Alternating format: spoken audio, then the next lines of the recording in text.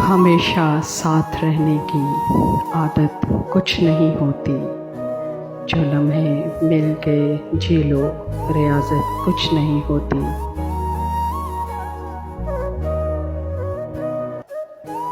कई रिश्तों को जब परखा, नतीजा एक ही निकला।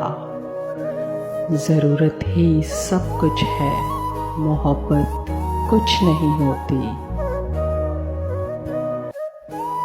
किसी ने छोड़ के जाना हो तो फिर वो छोड़ ही जाता है। बिछड़ना हो तो सदियों की रफ़ाकत कुछ नहीं होती। ताल्लुक टूट जाए तो सफीने डूब जाते हैं।